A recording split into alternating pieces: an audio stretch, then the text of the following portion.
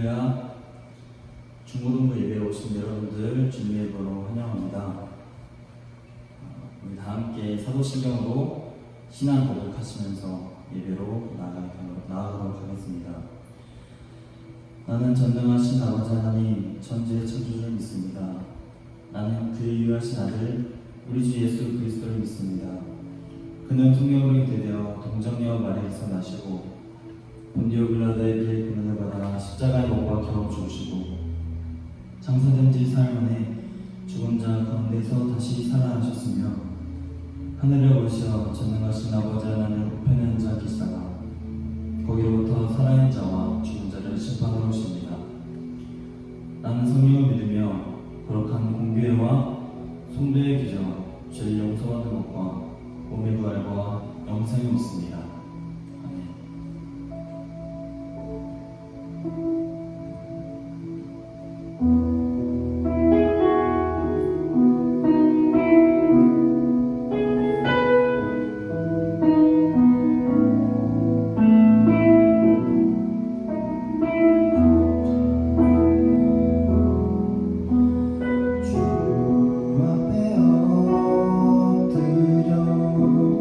경배하며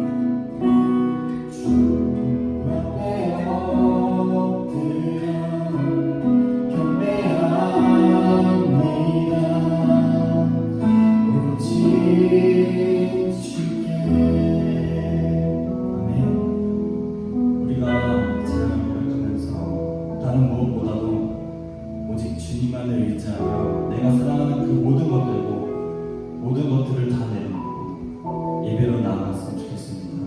우리 그렇게 생각하면서 함께 우리 주님의 이름을 높이며 찬양하며 나아가겠습니다.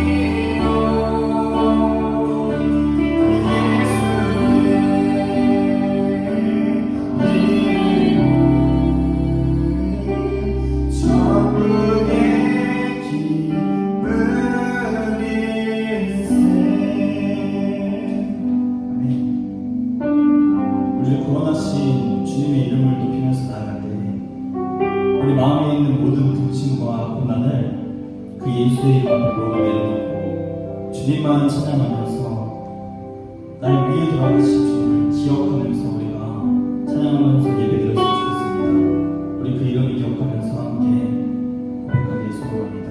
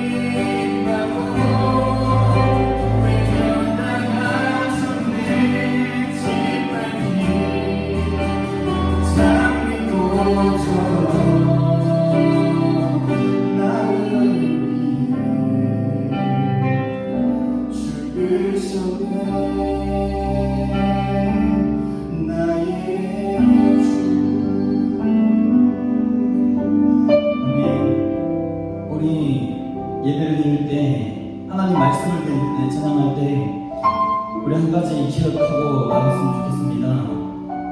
무엇보다도 귀한 것은, 그 누구도 빼앗을 수 없는 우리의 것은 바로 하나님께서 예수님을 이 땅에 보내주셨고 그 이름을 계속하여서 우리 죄를 구원하셨다는 사실입니다. 예배드리기 어려운 환경 속에서도, 우리가 고난을 겪는 와중에서도 우리가 이것만은 기억하면 주 앞에 나아가겠다고 고백하며 나가는 우리 한 사람 한 사람이 되기 원합니다. 우리 그렇게 고백하며 기도하며 나아가겠습니다. 함께 나아가겠습니다.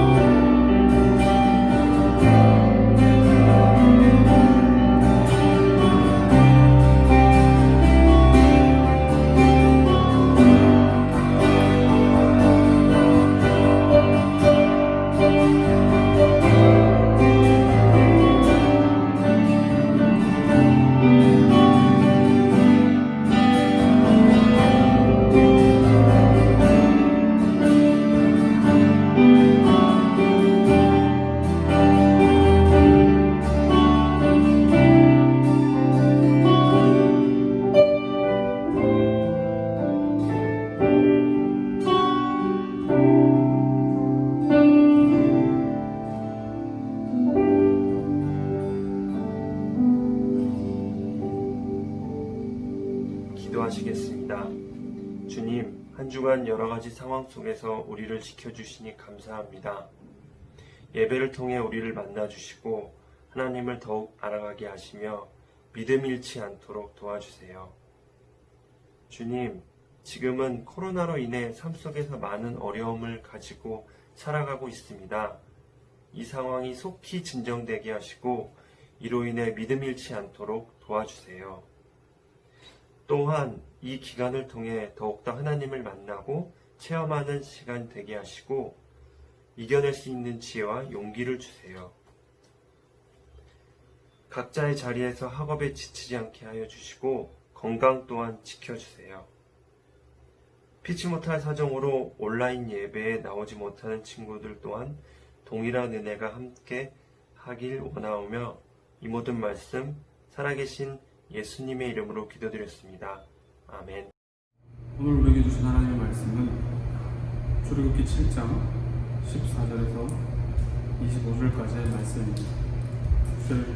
출애굽기 7장 14절에서 25절까지의 말씀을 함께 낭독하도록 하겠습니다. 여호와께서 모세에게 이르시되 바로의 마음이 완강하여 백성 보내기를 거절하는도다. 아침에 너는 바로에게로 가라. 보라, 그가 물 있는 곳으로 나오리니 너는 나의 강가에 서서 그를 맞으며 그 뱀이 되었던 지팡이를 손에 잡고 그에게 이르기를 히브리 사람의 하나님 여호와께서 나를 왕에게 보내어 이르시되 내 백성을 보내라. 그러면 그들이 광야에서 나를 섬길 것이니라 하였으나 이제까지 내가 듣지 아니하였도다. 여호와가 이같이 이르노니 내가 이로 말미암아 나를 여호와인 줄 알리라. 볼지어다 내가 내 손의 지팡이로 나일강을 치면 그것이 피로 변하고 나일강에 고기가 죽고 그 물에서는 악취가 나리니 애국 사람들이 그 강물 마시기를 싫어하리라 하라.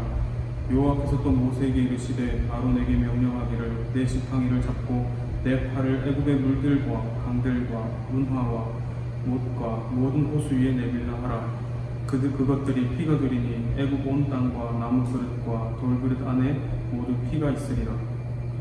모세와 아론이 여호와께서 명령하신 대로 행하여 바로와 그의 신하의 목전에서 지팡이를 들어 나일강을 치니 그 물이 다 피로 변하고 나일강의 고기가 죽고 그 물에서는 악취가 나니 애국 사람들이 나일강 물을 마시지 못하며 애국 온 땅에는 피가 있으나 애국 요술사들도 자기들의 요술로 그와 같이 행함으로 바로의 마음이 완악하여 그들의 말을 듣지 아니하니 여호와의 말씀과 같더라. 바로가 돌이켜 궁으로 들어가고 그 일에 관심을 가지지도 아니하였고 애국 사람들은 나일 강물을 마실 수 없으므로 나일 강가를 두루 파서 마실 물을 구하였더라. 여호와께서 나일 강을 치신 후 이래가 지나니라. 아멘. 네, 양손 마음에 얹고 함께 고백하겠습니다. 나는 하나님의 사람입니다. 그 사랑이 내 마음에 있습니다. 그래서 나는 하나님의 사람입니다. 아멘.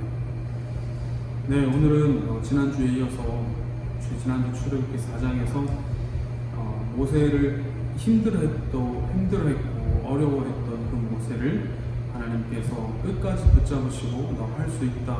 모세야, 내가 너와 함께하니 너는 할 수 있는 사람이다 라고 말씀하신 그 말씀에 이어서 이제 오늘은 실제로 이 모세가 애굽 땅에 나아가 바로에게 하나님의 말씀을 대언하는 그 장면이에요. 모세를 통하여서 하나님께서 내리셨던 이 10가지 재앙 전체를 다 볼 건데, 이 말씀을 전체 한 재앙을 이렇게 보는 것이 아니라 하나님께서 이 모세를 통하여서 내리셨던 이 재앙이 무슨 의미가 있는 건지, 과연 이 10가지 재앙에 어떤 의미가 담겨 있는 것인지 한번 알아보려고 합니다.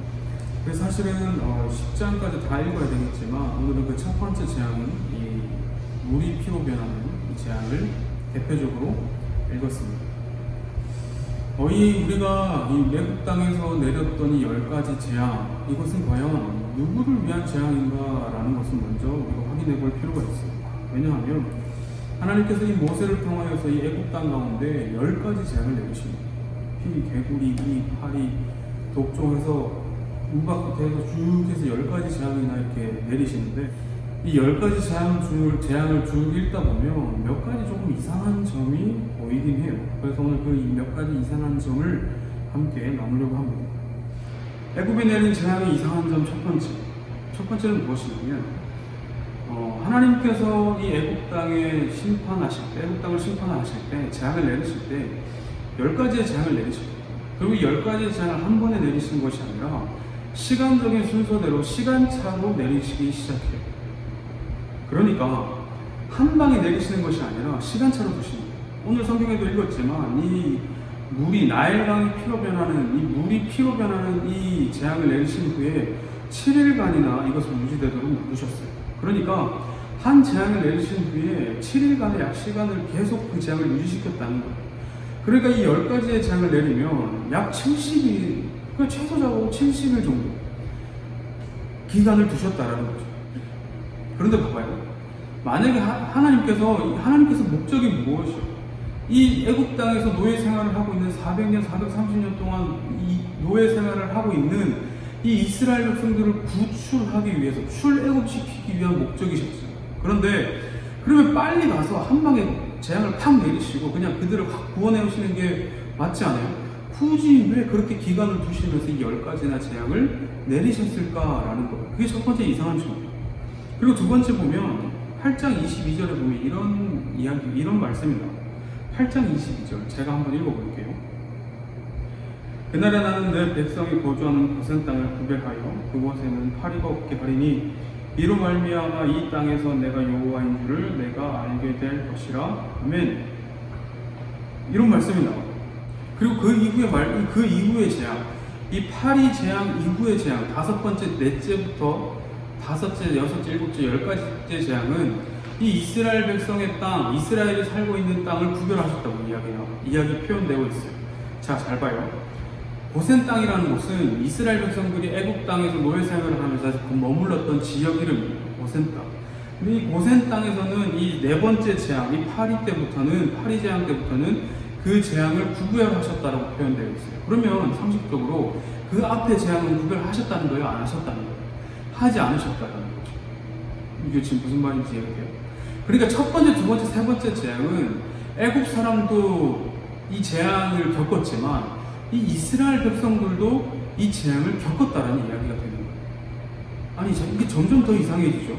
아니, 하나님, 이 이스라엘 백성들을 구원하시려고 지금 모세와 아론을 다시 보내신 거 아니에요? 이건 맞아요. 아니, 근데 왜 이스라엘 백성들까지 함께 괴롭히시죠? 라는 질문이 나올 수밖에 없는 이유가 여기예요. 아니, 왜요? 이상하죠. 그리고 세 번째 좀 이상한 점이 있어요. 7장 14절에 이런 표현이 나와요. 제가 읽어볼게요.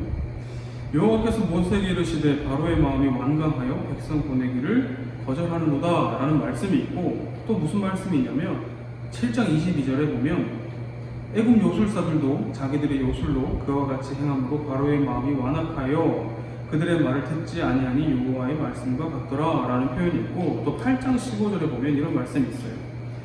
그러나 바로가 숨을 쉴 수 있게 됨을 보았을 때에 그의 마음을 완강하게 하여 그들의 말을 듣지 아니하였으니 여호와께서 말씀하신 것과 같더라 라는 말씀이 되어 있고, 9장 12절에 보면 이런 말씀이 나옵니다.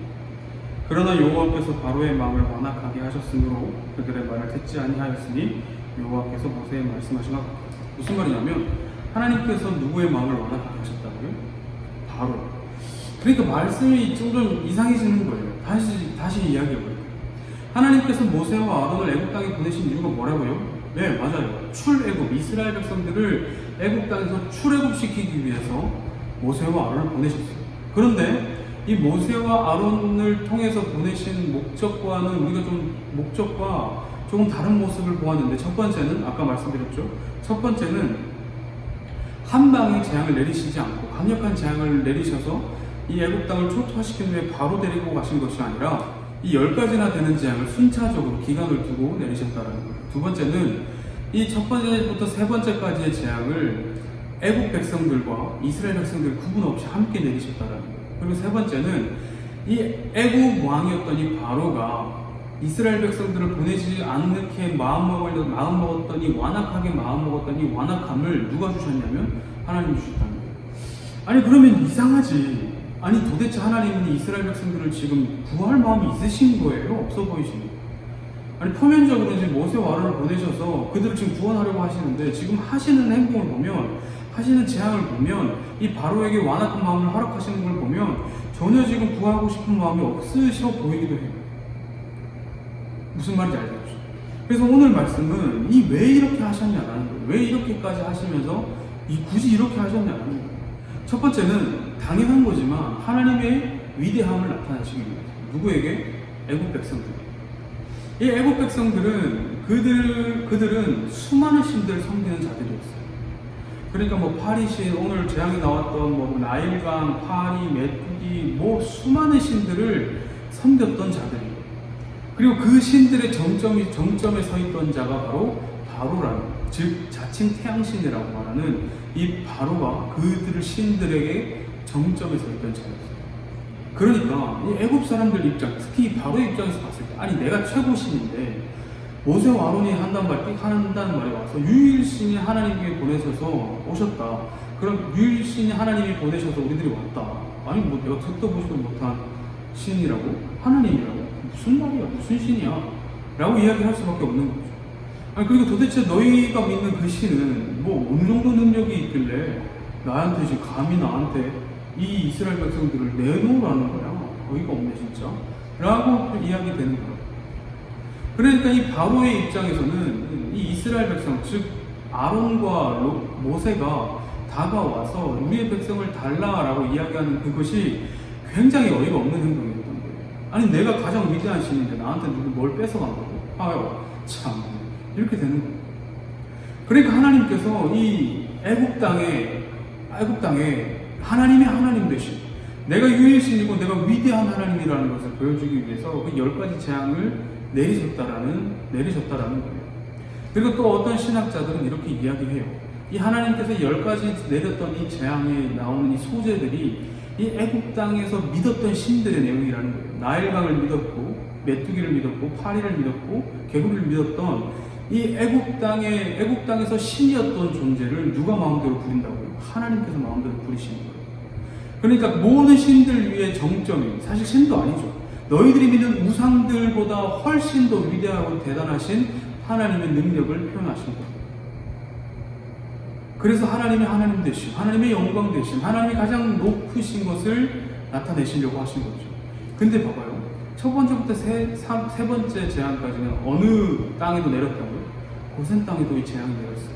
그러니까 하나님의 이 재앙은 하나님을 믿지 않는 백성들인 애국 백성들에게도 즉 내가 하나님이다 라고 말씀하려고 내린 재앙이지만 그것뿐만이 아니라 이 재앙들은 이스라엘 백성들에게도 내가 하나님이다 라고 말씀하고자 내린 재앙이라는 겁니다. 400년 동안, 430년 동안 그들은 하나님의 존재를 믿고 살아갔었어요. 하나님이 필요 없는 삶이었고 너무 힘들고 너무 어려우니까 그때서야 하나님을 찾던 이스라엘 백성들이었다라는 거예요. 그러니까 이 이스라엘 백성들의 마음 속에는 이런 마음이 있어요. 아니 도대체 하나님, 우리가 믿는 하나님이 유일신이라면서 우리의 조상 아브라함과 이삭과 야곱의 하나님이 유일신이고 우리를 잘되게 해주시는 분이라면서 아니 근데 도대체 우리가 400년 동안 이 노예 생활을 할 때 도대체 우리의 하나님은 어디 있냐라는 거죠. 아니 우리가 이렇게 힘들어 죽겠는데 400년 동안이나 우리를 돌보지 않았는 그 하나님 과연 어디에 있냐라는 거예요. 그래서 이 모세와 아론이 우리가 하나님을 부르셔서 왔다라고 띡 나타났을 때 이스라엘 백성들 마음 가운데도 이런 마음이 있었던 거예요. 아니 이때까지 400년 동안 아무것도 하지 않으시다가 아니 능력이 없어서 지금까지 안 나타나신 거 아니에요? 도대체 하나님이 누구신데요? 아니 하나님 도대체 이 바로 어마어마한 제국을 다스리고 있는 이 바로 신보다 훨씬 더 세단 말이야? 라는 의문점이 이스라엘 백성들 마음 가운데 있었다라는 거죠. 그래서 하나님께서 이 세 번째 재앙까지 이스라엘까지 겪게 하셨던 거예요. 이것을 우리의 삶으로 가져와 볼까요? 여러분들 하나님을 믿는 사람이죠. 그죠? 하나님을 아는 사람이에요. 그런데 우리의 마음 가운데 어떤 마음이 있냐면 하나님이 진짜 하나님이신가? 하나님이 내 삶을 과연 바꿔내실 수 있으신 분이신가? 하나님이 과연 내 이 어려운 환경과 내 삶에 이 어려운 삶에 처해 있는 내 지금 상황을 바꿔내실 수 있는 분인가? 아니 지금 이 나라가 지금 이렇게 힘들고 어려운데 우리가 지금 하나님한테 기도하는 게 무슨 소용이 있는가? 하나님한테 기도한다고 해서 하나님 이것을 다 고쳐주실 분이신가? 라는 의문점과 불신이 우리 마음 가운데 가득하다라는 거예요. 우리가 하나님을답게 여기지 못하고 우리가 하나님을 섬기지 않으니까 이 이스라엘 백성들이 겪었던 이 첫 번째부터 세 가지 재앙처럼 하나님을 믿는 백성들도 어려움이 찾아올 수밖에 없다라는 거예요. 그런데 우리의 삶 가운데 찾아오는 이 어려움을 통해서 하나님을 믿는 백성인 우리는 무엇을 알아야 하냐면 내 삶에 찾아오는 이 어려움 때문에 하나님을 더욱더 멀리하고 하나님한테 더욱더 실망하는 것이 아니라 정말 하나님이 하나님이시구나. 하나님과 더 가까워지는 계기로 우리의 삶에 찾아오는 어려움을 활용해야 된다는 거죠. 하나님이 정말 하나님이신가? 하나님 정말 내 삶을 바꿔내실 수 있으신 분이신가? 하나님이 내 삶에 내가 지금 겪고 있는 이 어려움들을 하나님께서는 해결하실 수 있으신 분이신가? 의문이 들고 의심이 들 때가 있잖아요. 그때마다 우리는 기억해야 되는 거예요. 하나님이 하나님이시고 하나님이 천지를 만드셨고 하나님이 이 땅 모든 것을 창조하신 창조주 하나님이시고 나를 비롯하여 내가 살고 있는 이 환경 모두를 바꿔내실 수 있으신 분이시구나. 그만큼 나를 사랑하시는 분이시구나. 그래서 예수 그리스도를 이 땅 가운데 보내셨고 내 죄를 대신하여 십자가에 못 박혀 죽게 하신 분이 바로 하나님이십니다. 이거를 기억해야 된다는 거예요. 이게 복음이에요. 얘들아 오늘 이 10가지 재앙을 통해서 하나님이 무박도 내리고 유황불도 내리고 메뚜기도 내리고 파리도 내리고 물을 피로 변화시키게 시키는 하나님 능력자네. 이걸 하나님이 원하셨던 것이 아니에요. 이 10가지 재앙을 통해서 우리가 알아야 되는 것은 무엇이냐면 하나님께서 내 삶을 바꿔내실 수 있으신 분이시고 하나님이 하나님이시고 하나님은 영광받아 마땅하신 분이시다 라는 것을 여러분들이 기억하셨으면 좋겠습니다. 그리하여 이 이스라엘 백성들처럼 400년 동안 하나님을 찾지 않고 하나님을 모른 채 하나님 없이도 그냥 지내면서 그렇게 살다가 하나님께서 내리신 그 재앙을 맛보는 삶을 사는 것이 아니라 오늘 살아가는 우리들의 삶 가운데 하나님이 하나님 되심을 선포하며 하나님이 가장 영화롭고 하나님이 가장 높으신 분이시는 것을 날마다 고백하며 살아가는 저와 여러분 되시기를 소망합니다. 기도하겠습니다. 사랑하는 하나님 감사합니다.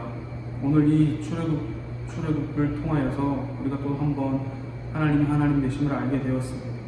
하나님, 이 애굽 땅에 내렸던 이 10가지 재앙을 통해서 애굽 사람들도 하나님이 하나님 되심을 알게 알게 하셨지만 반대로 이스라엘 백성들에게도 하나님이 하나님 되심을 나타내셨던 것처럼 하나님 오늘 살아가는 우리들의 삶 가운데도 하나님이 하나님 되신 것을 놓치며 살고 있지는 않았는지 한번 되돌아보게 됩니다. 하나님 그렇게 하지 못하였다면 하나님 오늘 우리 아이들과 우리 선생님들과 제 삶에 나타나셔서 하나님이 하나님 되심을 고백하는 삶 살게 하여 주시고 온전히 하나님께서만 하나님 되심을 고백하며 살아가는 저희를 될 수 있도록 아버지 인도하여 주시옵소서. 하나님 오늘 사랑합니다. 예수님의 이름으로 기도드립니다. 아멘. 네, 청소년부 광고 전합니다. 여러분 찬양 열심히 하고 전사의 말씀 잘 들었죠? 역시 이번 주에도 코로나로 인해서 우리가 온라인 예배를 드리게 되었는데 여러분들이 알고 있는 것처럼 지금 코로나가 조금 심각한 단계에 있는 것 같아요. 그래서 원래는 2주간 우리가 오프라인 예배를 드리지 못하는 거였는데 지금 상황에서는 조금 더 길어지지 않을까 생각이 듭니다. 그래서 지금 고3을 제외하고 나머지 친구들도 학교를 못 가고 있는 상황이죠. 그래서 지금 코로나가 굉장히 심각한 상황이니까 마스크 잘 쓰고 손 씻는 거 잊지 말고, 그리고 무엇보다도 우리가 그래도 그럼에도 불구하고 주일날 예배 드리는 것이 굉장히 중요하니까 주일에 예배를 드리는 그것은 꼭 잊지 말고 열심히 예배를 드려주길 바랍니다. 자, 오늘도 인증샷 찍어서 선생님께 보내주시고 선생님들은 다시 취합해서 선생님께 보내주시면 감사하겠습니다. 자, 올해 코로나 때문에 힘들고 비도 많이 오고 태풍도 올라오고 여러 가지로 우리를 힘들게 하고 있지만 그럼에도 불구하고 우리 사랑하시는 하나님을 생각하면서 또 한 주 열심히 각자의 자리에서 최선을 다하며 보내길 바랍니다. 그러면 이상으로 해서 청소년부 광고를 모두 마치고 다음 주에 다시 광고로 만나뵙도록 해요. 여러분 안녕.